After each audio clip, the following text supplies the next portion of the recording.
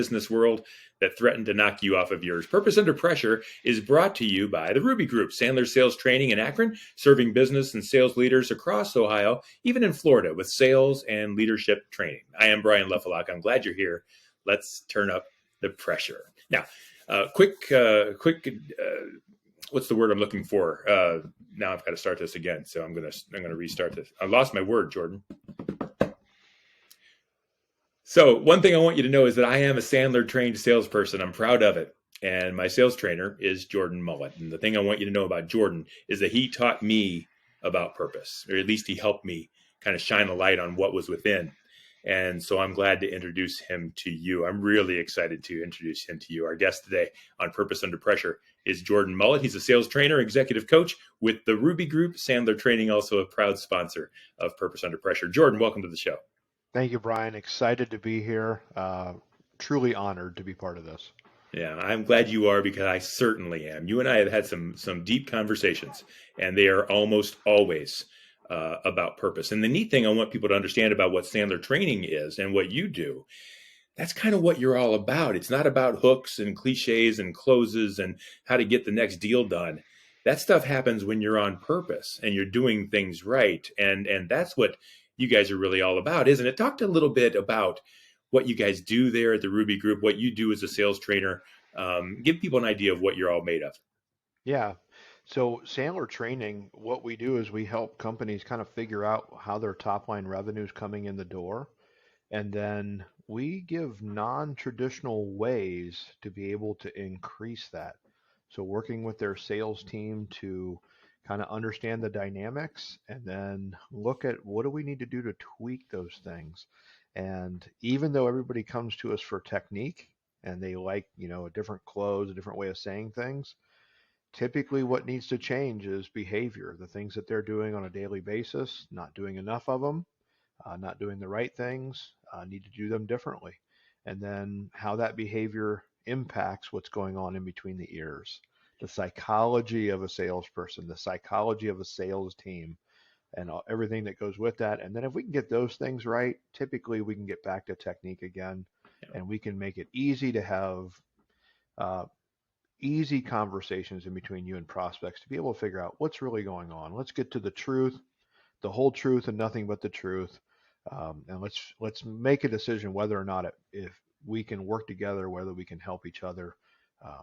So that's the privilege that we get to do at Sandler.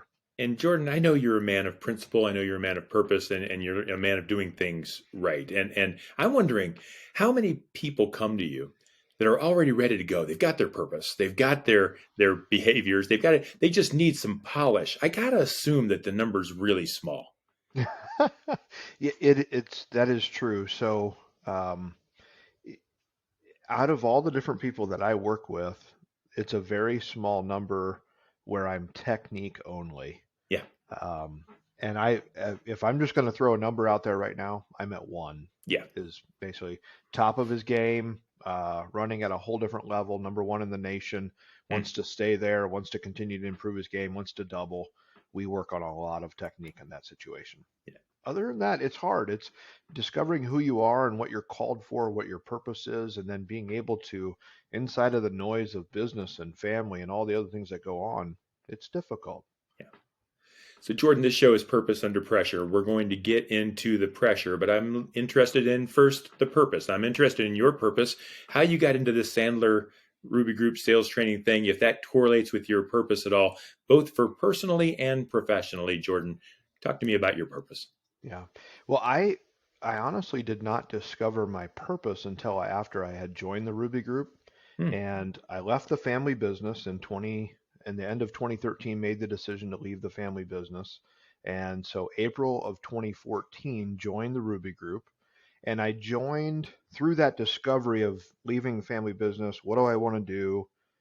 I found that there was three areas I wanted to focus on. So I wanted to be able to help business owners. I wanted to be able to help my community. So I live in Amish country in Berlin, Ohio. So world's largest Amish Mennonite community. And I wanted to be able to help them. And then I wanted it to be something around sales. So that really fit with the Ruby Group. But a year after joining the Ruby group, I spent some time with a man named John Stallworth. And John wrote the book called The Serving Leader, and he helped me to develop my vision statement for my life, which I was so excited when I came across that. So that was 2015. I discovered that what I'm really created for, my purpose, is awakening greatness. So I like working with individuals, with teams, whoever it is, to figure out what's on the inside, and to be able to uncover that and get that out in the open. How do you go about awakening greatness? Is there if your purpose is to do that, then you must have a system to get it done. I know you don't have to go through the whole thing, but how do you identify what that greatness is in the first place? Yeah, um, it's not a, it's not an, I have systems that I use, right? A Hmm. lot of it entails, meeting with somebody one on one, spending time with them on a regular basis, helping them unpack different things, running them through some tools, different things. But I think a better way of describing it, I had I had somebody share something with me about a year ago that really helped me put some things into perspective. And I was in a church setting, and a person came up to me and they said that every time that they turned around and looked at me, they saw a helmet on my head that looked like a mining hat with a headlamp on it. And then when they asked the Lord about it, the the Lord told them that Jordan is a miner and he goes in and he digs a lot of dirt and he helps uncover gold. Wow. And Wow. I've spent a lot of time processing that, like what does that mean? And one of the things, I have an incredible high trust of people, and I'm very optimistic. So it just about doesn't matter who the person is when they're sitting in front of me. I'm I have a belief that they're going to succeed. I have a belief that they have incredible value. And so just starting from that principle alone of being able to walk with them to uncover that is kind of what makes me tick. So we do lots of different things to uncover that. It's not some magic formula. Um, I have an individual that I started coaching recently, and in the beginning, all we do is we spend time with each other. We try to figure out, and they come in and they unpack their day, they unpack their week, and I start putting pictures together of what I'm seeing in their world and start calling it out, and then helping them to sort it out. Um, yeah, it's an incredible privilege. I love doing it. It is definitely what gets me out of bed in the morning.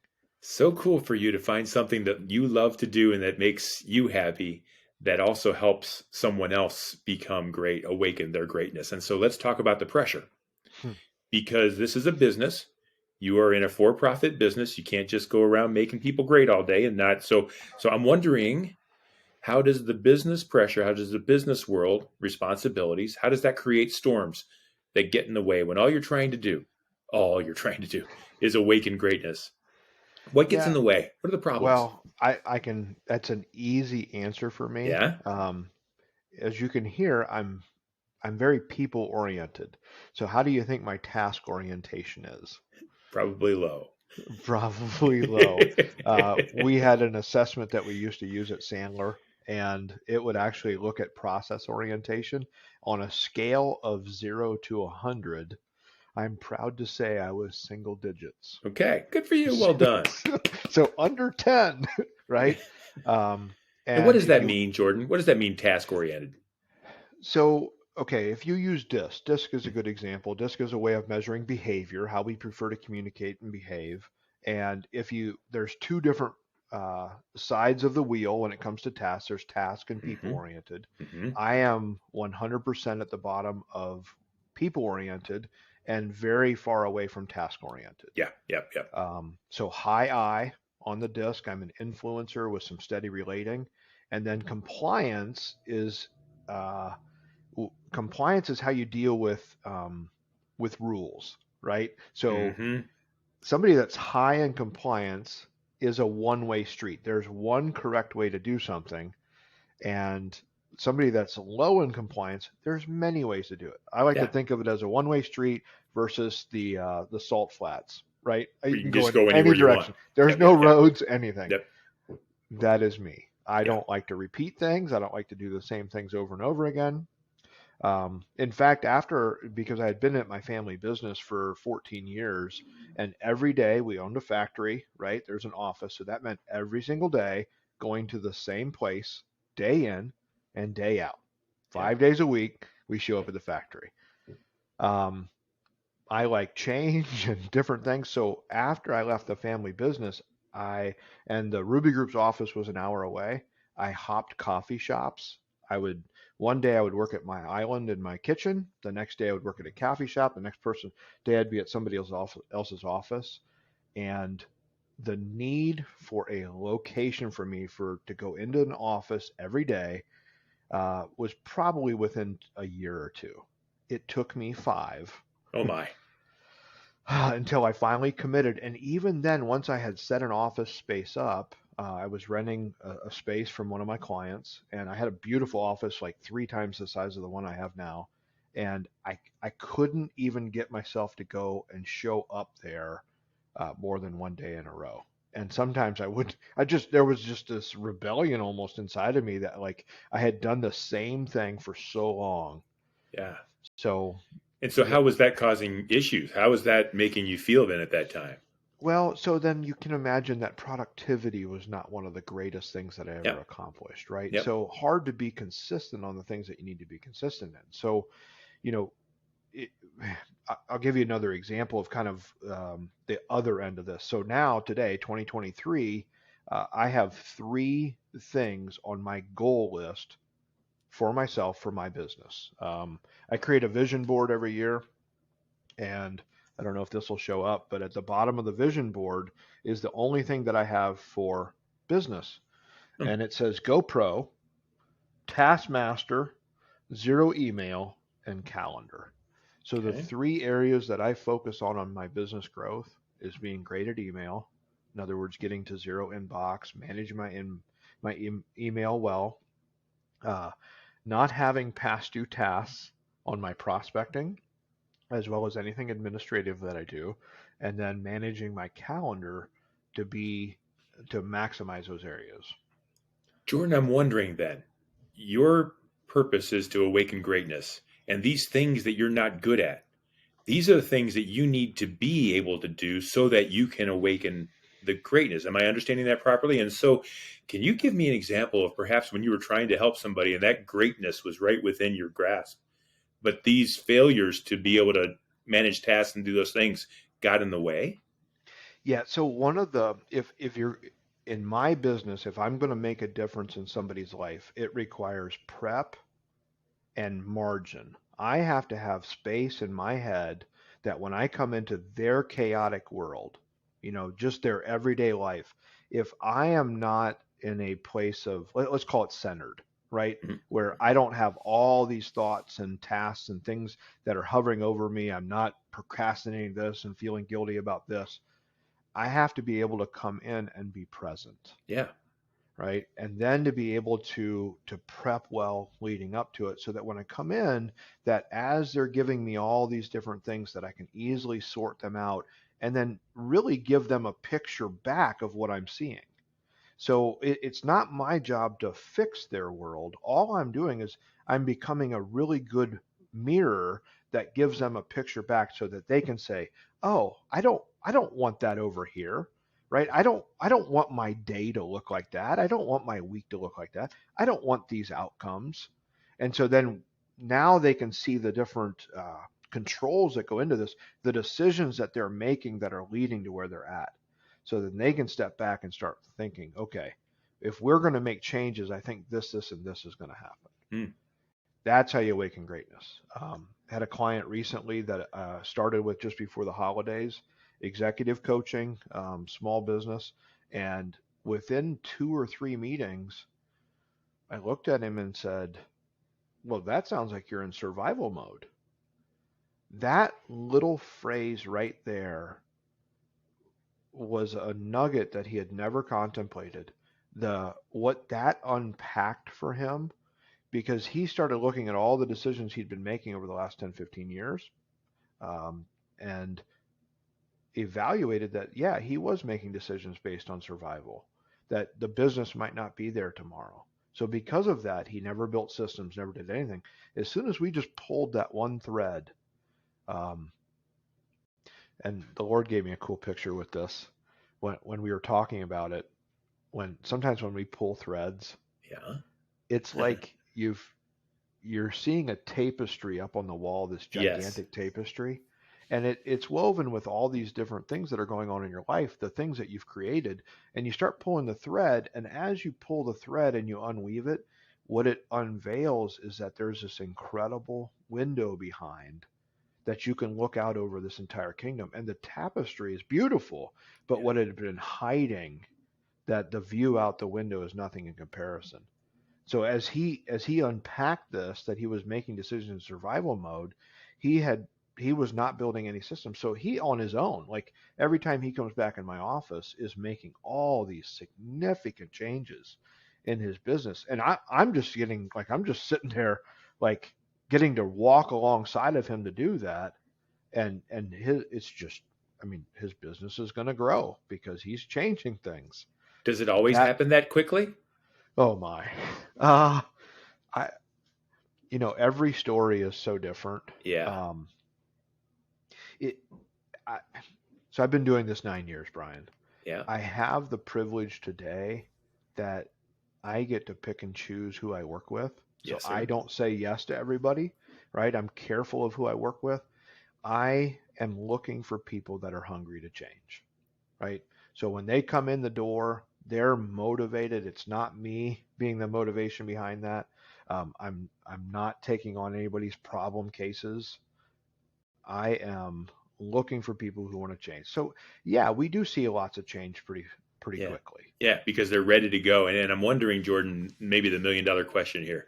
How does it make you feel when you see that light bulb come on and then maybe 2 or 3 weeks later or meetings later or whatever, you see the impact and you see what you've been able to kind of open up or unleash or awaken? Tell me how that Yeah, makes you feel.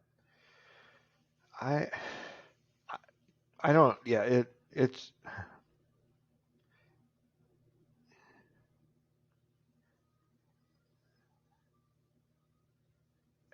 I don't. So I'm a visual person, so I'm trying to even put that into a visualization. Um, I heard a story from Zig Ziglar one time, and he talked about that when he was new in sales and he was selling his potware, his cookware, that he had a chance to be the top salesperson in the company that year, and he went to visit his mentor's house, um, and he got there at 11 o'clock at night, and he got to his mentor's house, and he was just going back through the last couple sales that he had, and he was so excited, and he said he probably went for about an hour and a half, and after about an hour and a half, he slowed down and he goes, "Oh my goodness, I'm so sorry. I didn't even ask how you are." And his mentor said something that had great impact on me. He said that, Zig, you don't understand. Every win that you get, like that's a win for me. And as a Mm, dad, we understand mm. what that feels like. We Yes, sir. understand that, you know, our children, we like when we see them succeed, that's their greatest desire is to see that. I have the same relationship with my clients. I want them to succeed. Yeah. So whether it's today or I don't need recognition, I don't need any of those things. Just knowing that it's making a difference in their families, it's making a difference in their employees, it's making a difference for them that they sleep better. Um, that's what I care about. That I don't need any praise or anything like that. I want them to grow. I want them to succeed. And so let's give some strangers that opportunity. Let's imagine that there are some salespeople, and I think everyone's a salesperson, but let's just say that there's some people out there that are trying to hit some numbers, trying to get their feet on the ground, trying to kind of be successful, whatever their definition of successful is. Um, what would they have a purpose? What would your uh, advice be as we kind of close out the show to make sure that they do things well? What's the one thing that they should always be doing to give them the best chance of success or of awakening that greatness within? So the the and I've made a recommitment this year to journal every day. I've not always been faithful at it, It's but hard. yeah, it's hard. You know what it's like. Yes, sir. We've been through that journey. This was probably 2018.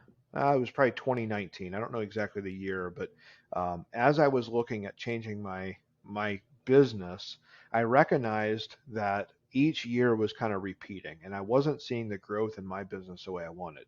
When I looked at the Sandler network, and in the Sandler network, we have the privilege of having some incredible trainers. There's 400 of us. We get together on a regular basis and we share best practices. And what I discovered or noticed is that if you look at the top trainers, the ones that are successful, the ones that have been doing it well, every one of them talks about journaling. And they Journaling. talk about their version of it and what they're doing. And so I had a decision to make. I had a decision that if I'm going to make a difference for my year and I don't want to end up where I started, I need to do one thing, and I picked journaling. And Hmm. so what I did is I committed and I said, okay, I am going to journal until I get this down and I'm learn how to journal. I'm going to do this twice a day. So I set my journal on my bedside or my end table, and every morning, first thing when I got out of bed, I would sit up, grab my pen, and I would jot a few notes down about what happened. And then every evening when I came home, I would go into my bedroom, grab my chair, and I would write some notes down about what was going on. Brian, what I uncovered, Yeah. I I had no idea. I didn't. So what journaling does is it brings your thoughts to the forefront, and the things that you've been repeating to yourself, the things that you've been believing, the things that your self-talk comes to the forefront. Yeah. And once you're able to see your self-talk and understand some of the things you've been believing, you recognize, I don't know if that's the best thing I should be doing or thinking. Yeah. Yeah. That journaling has changed the way I think. It's changed the way I behave. It has changed my ability to be present. And I am, this is January 16th. I have journaled 14 days out of 16 so far. Very good. And so that's the one thing I know that when I journal, I've learned two things about journaling. I've learned one, that I will write things down that I'm thinking, and if I keep writing, I'll write all the other stuff down. So I hear myself over and over again with the surface level headlines, but when I journal, I get behind the headlines and down into the real stuff. And the other thing that that I learned is that you don't lie to yourself when you journal. You lie to yourself through your brain. Your mind tells you stories, all kinds of stuff, and based on every kind of other thing. You don't write, and if you do write a lie down, you know right away that's a lie. That's ridiculous. That's not true. And so it's an initial. I'm glad you brought that up. I hope people will want to do it. If people want to learn more from you about journaling or about anything, Jordan, I don't mean to speak for you, but I have a feeling you don't mind talking to anybody about helping them awaken greatness. So if someone wanted to reach out to you, how would they do that? So social media, LinkedIn is probably the easiest way, right? Jordan Mullet. Yeah. You can find me there through the Ruby Group. You can hit our webpage at www.therubygroup.com. And yeah, I'd love to help you. If you want to text or call, 330-231-0998. That's tremendous. Folks, I hope that you will, because there's not been too many people in my life that have been able to professionally, maybe even a little bit personally, dig down deep inside of this, whatever's going on in here, to bring out some truth, and has affected some real change in my life. And I'm really thankful for it. Jordan, thankful for all of that, and also for today. Thank you for being a guest on Purpose Under Pressure. Brian, it's been an absolute pleasure. Thank you so much. So Purpose Under Pressure is brought to you by, there it is, Sandler Sales Training by the Ruby Group. You can visit the rubygroup.sandler.com. I like to think that in this pressure-packed sales world, Sandler Training by the Ruby Group shines a light on your purpose, and you need that. So if you're interested in that, give Jordan and Mike Jones and all the great team at Sandler Sales Training by the Ruby Group a call. I am Brian Lefelock. This is Brian Media Strategies. You can visit brianmediastrategies.com for more Purpose Under Pressure episodes. And if you want to talk to me about anything at all, happy to do that. This is Purpose Under Pressure. We do it again next week. We do it every week. We'll see you then.